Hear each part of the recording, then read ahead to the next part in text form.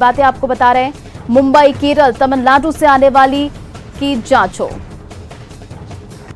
बच्चों में viral fever के प्रकोप के बाद पटना के बच्चों को वायरल फीवर के प्रकोप के बाद पटना के सभी हॉस्पिटल लगभग भर चुके हैं। बात चाहे पीएमसीएच की कर ले या फिर एनएमसीएच की या आईजीएमएस की या फिर एम्स की, इन हॉस्पिटल्स में 80% से ज्यादा बेड फुल हो चुके हैं। राज्य के विभिन्न जिलों में गंभीर रूप से बीमार बच्चों को भी पटना लाया जा रहा है और सरकारी अस्पतालों में भर्ती कराया जा रहा है। पटना में सरकारी अस्पतालों का जायजा लिया हमारे संवाददाता संजय कुमार ने। बिहार के विभिन्न जिलों की तरह राजधानी पटना में भी बच्चों में वायरल फीवर काफ़ी तेजी से फैलता जा रहा है और यही कारण है कि राजधानी पटना में जितने भी बड़े हॉस्पिटल हैं, चाहे वो नालंदा मेडिकल कॉलेज हो, पटना मेडिकल कॉलेज हो या फिर Indira Gandhi institute of medical science या फिर एम्स, सभी में बच्चों के लिए मौजूद लगभग सभी बेड्स के भरने की सूचना है। अगर एनएमसीएच की बात कर लें तो यहाँ 84 बेड जो है वो बच्चों के लिए है, उनके इलाज के लिए है और फिलहाल 87 से 90 बच्चों का इलाज एनएमसीएच में चल रहा है। जो वायरल फीवर है उसमें अधिकांश जो पेशेंट हैं बच्चों में वो वायरल फीवर से इफेक्टेड है। एनएमसीएच मेडिकल सुपरिटेंडेंट ने हालांकि यहाँ पर बेड बढ़ाने की भी व्यवस्था करने की बात कही है। बच्चों को सर्दी, खांसी और बुखार की समस्या हो रही है और अगर समय पर उनका इलाज नहीं किया जा रहा है तो इन्फ्लुएंजा और निमोनिया का खतरा हो जा रहा है। फिलहाल आप पीएमसीएच की तस्वीर देख पा रहे होंगे, काफ़ी संख्या में जो अटेंडेंट हैं यहाँ पर दिख रहे हैं अपने अपने बच्चों को लेकर। ये शिशु रोग अस्पताल है जहाँ पर गार्जियन जो हैं वो अपने बच्चों को यहाँ पर पहुँचे हैं लेकर इलाज के लिए। जहाँ तक एम्स की बात है तो यहाँ भी बच्चों के बेड्स करीब 80% फुल हैं। दवा हुआ खिला करके बुखार हुआ ना तो दवा हुआ पैरासीटामोल दे दिया लोग खाने के लिए। उसके बाद एकदम देह उठा रहा था तो तिरपोलिया में ले आया तो उसमें नहीं ठीक हुआ। वो रात में 7 बजे रात को जवाब दिया वो। हाँ, पीएमसीएच में ले आया गया। हाँ, सुधार हो गया और नाम भी कट गया उसका। बुखार लगा था, बुखार उतर नहीं रहा था तो लोकल वहीं से चाइल्ड पे गया से हम आए हैं। वायरल हाँ, तो जांच हुआ तब पता चला कि ये तेज बुखार मेनिंजाइटिस हो गया, दिमाग पे चढ़ गया तो वहाँ नहीं हो पाया। गया में दिखाया तो गया बोला कि आप पटना ले जाइए। यहाँ भी बहुत भीड़ भड़ाका चल रहा है लेकिन फिर हम आए कैसे वहाँ से आईजीएमएस होते हुए फिर यहाँ लाए तो यहाँ फिर यहाँ इलाज तो ठीक है, रिकवर है सर। व्यवस्था तो डॉक्टर वगैरह अच्छे से इलाज तो चल ही रहा है, ठीक है चल रहा है, लेकिन कहने का मतलब है कि जो भी बच्चे को समस्या होती है उसकी दवा को हमने मालूम किया तो यहाँ पे दवा अधिकतर बाहर से लाना पड़ता है, खरीद के लेना पड़ता है। इसके लेकर थोड़ा सा हमको समस्या लगता है। जो विशेषज्ञ वो मानते हैं कि कोरोना का भी ये साइड इफेक्ट हो सकता है जो वायरल फीवर है। अधिकांश जो बड़े लोग हैं उनमें भी वायरल फीवर देखा जा रहा है लेकिन बच्चों में यह समस्या कुछ ज़्यादा ही देखी जा रही है और शायद कई सालों में यह पहला ऐसा मौका है जब बच्चों में इस तरह वायरल फीवर ने अपना प्रकोप दिखाया है। संजय कुमार, न्यूज़ 18, पटना। और स्वास्थ्य मंत्री मंगल पांडे का अपील है, वायरल फीवर से बिल्कुल नहीं घबराए लोग। अस्पताल में बच्चों के इलाज की समुचित व्यवस्था है, अस्पतालों में बेड की नहीं है कोई कमी। तो बता दें आपको कि मंगल पांडे स्वास्थ्य मंत्री की लोगों से अपील है कि वायरल फीवर से बिल्कुल नहीं घबराए लोग। अस्पतालों में बच्चों के इलाज की समुचित व्यवस्था की गई है, अस्पतालों में बेड की कोई कमी नहीं है, बेड से लेकर ऑक्सीजन और आईसीयू की तैयारी मुकम्मल है।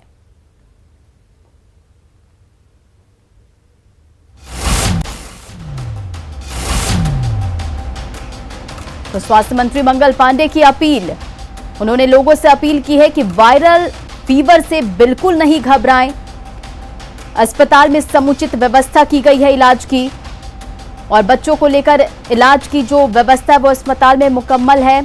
अस्पतालों में बेड की भी कोई कमी नहीं है, साथ ही बेड से लेकर ऑक्सीजन और आईसीयू की तैयारी मुकम्मल है।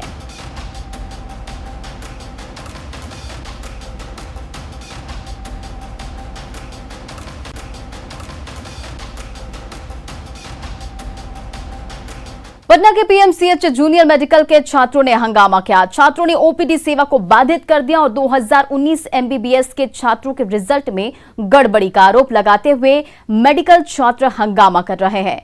जूनियर मेडिकल छात्रों का आरोप है कि कॉपियों का सही से मूल्यांकन नहीं हुआ है और कई बार कहने के बावजूद कोई कार्रवाई नहीं की गई, तो उन्होंने आंदोलन का रास्ता अपनाया। संवाददाता संजय कुमार ने जूनियर मेडिकल छात्रों के हंगामे का जायजा लिया। वो अपने रिजल्ट को लेकर बेहद नाराज हैं और फिलहाल एडमिनिस्ट्रेटिव ब्लॉक, ये एडमिनिस्ट्रेटिव ब्लॉक है, आप देख रहे होंगे, प्राचार्य का ठीक सामने कार्यालय है और वहाँ पर काफ़ी संख्या में ये जो स्टूडेंट है इकट्ठे हो गए हैं। इसमें छात्र छात्राएं सभी हैं और बैनर पोस्टर के साथ ये यहाँ पर इकट्ठे हुए और देखिए साफ तौर पे ये इनका जो प्रतिरोध है, जो विरोध है, उसमें लिखा भी उन्होंने, पढ़ने का क्या फायदा जब पास फेल का ना हो कोई कायदा।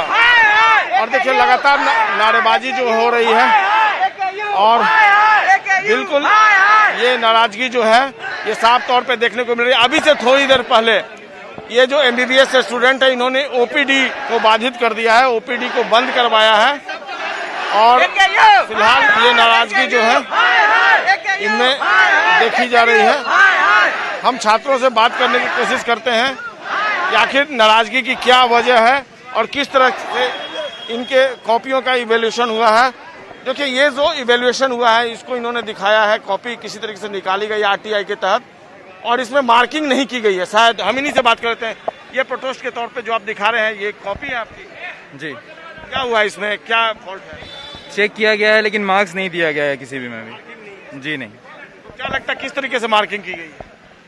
मार्किंग ही नहीं की गई है इसमें, तो किसी आप लोगों ने डिमांड रखी थी अपनी? डिमांड रखा गया था तो वहाँ से भगा दिया गया हम लोग को। ये कह गया कि आप लोग का डिमांड गलत है, आप लोग का ही गलती है। कहाँ आप लोगों ने अपनी बात रखी?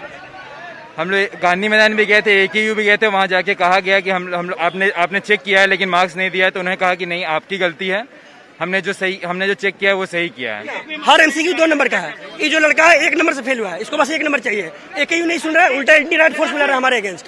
ये देखिए ये इसका ऑप्शन नंबर डी सही है, ऑब्जेक्टिव जो है ये सही है लेकिन देखिए मिला है। ये ज्यादती हुए हैं लोगों के साथ, हमारे साथ फेल हुआ है। देखिए मार्क्स मिले हैं लेकिन मार्क्स में नो, यहाँ पे मार्क्स कहाँ मिला है? इसमें मार्क्स लिखा हुआ है 6 का C लिखा हुआ है लेकिन यहाँ पे देखिए नोट आंसर्ड, यहाँ राइट किया गया है। यहाँ पर 6 का C है। ये जब बताया गया उनको तो बोलता है ऐसा कुछ नहीं हो सकता, कोर्ट में केस करो, ये करो वो करो। हम लोग पढ़ाई करें कि कोर्ट में केस करने के लिए आए हैं यहाँ पे। आज इन्होंने ओपीडी सेवा बाधित कर दी है और उनका ये दावा है कि जब तक इनकी मांगों को नहीं सुना जाएगा और इस पर कोई ठोस पहल नहीं की जाएगी तब तक PMCH में ओपीडी सेवा बाधित रहेगी। इनका ये भी दावा है कि राज्य में जितने मेडिकल कॉलेज हैं सभी जगह इस तरह का आंदोलन आज चल रहा है और ओपीडी सेवा को बाधित किया गया है। कैमरा पर्सन अजय दुबे के साथ संजय कुमार, न्यूज 18 पटना।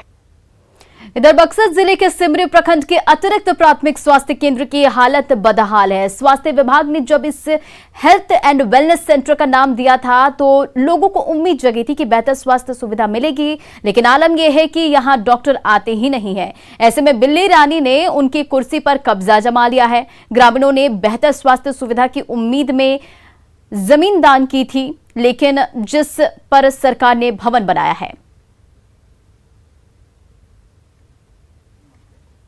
राज्य सरकार लाख दावा कर ले कि स्वास्थ्य विभाग में सुधार किया जा रहा है, लेकिन ज़मीनी हकीकत क्या है आप देख सकते हैं। न्यूज़ 18 की टीम बक्सर के सिंघनपुरा अतिरिक्त प्राथमिक स्वास्थ्य केंद्र पर मौजूद है और आप देख सकते हैं कि अतिरिक्त प्राथमिक स्वास्थ्य केंद्र जो है उसका ये दरवाज़ा है जिस पर जंगल झाड़ इस कदर चढ़े हुए हैं कि आप अंदाज़ा लगा सकते हैं कि अस्पताल क्या खुलता है और यहाँ कितना मरीजों का इलाज होता है। सर हम लोग का ज़मीन का तो कीमत कोई सोच ही नहीं सकता है, इसका कीमत 20 लाख से अधिक है, मगर हम लोग दान किए कि हमारे गांव को सुविधा मिलेगा, लेकिन ये सुविधा देख लिया जाए सर, अब इससे अधिक क्या हम कहें।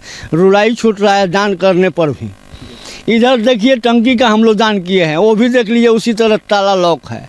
उधर पंचायत भवन का दान किए हैं, वो भी देख लीजिए धंस गया है। अस्पताल में डॉक्टर कभी कदाल आते हैं लेकिन कोई इलाज नहीं, कोई सुविधा नहीं है, कोई दवा नहीं है, कुछ नहीं है सर। गांव के लोग का समस्या होता है कि डुमराव बक्सर लोग जाते हैं और बहुत समस्या बढ़ जाती है, गाड़ी छकड़ा के भी उसी तरह दिक्कत है, बहुत दिक्कत है। हाँ, यहाँ पर हम लोग कोई सुविधा नहीं है, यहाँ पर कोई सुविधा नहीं है, इलाज के लिए कोई मुकम्मल व्यवस्था नहीं, कुछ नहीं है। आलम यह है बदहाली का कि ये स्वास्थ्य केंद्र बना तो जरूर, लेकिन आज तक ये जिस व्यवस्था को लेकर के बनाया गया है कि इस गांव वाले को सुविधा मिलेगी स्वास्थ्य के क्षेत्र में, वो अधूरा रह गया। पुष्पराज, न्यूज़ 18 सिंघनपुरा गांव बक्सर। हालांकि प्रभारी civil surgeon doctor Anil Bhatt का दावा है कि जल्द ही इस बदहाल स्वास्थ्य केंद्र को दुरुस्त कर दिया जाएगा। प्रभारी चीफ प्राथमिक स्वास्थ्य सिमरी से बात करके उसका करने की व्यवस्था कर रहे हैं। ऐसे डॉक्टर का बहाली हुआ है, संभवतः किसी डॉक्टर का सिंघनपुरा एडिशनल PSC में पोस्टिंग हुआ है। संभवतः इस महीने के अंत तक लगता है कि पूरे सब लोग ज्वाइन कर लेंगे तो वहाँ काम करना शुरू कर देंगे। जैसा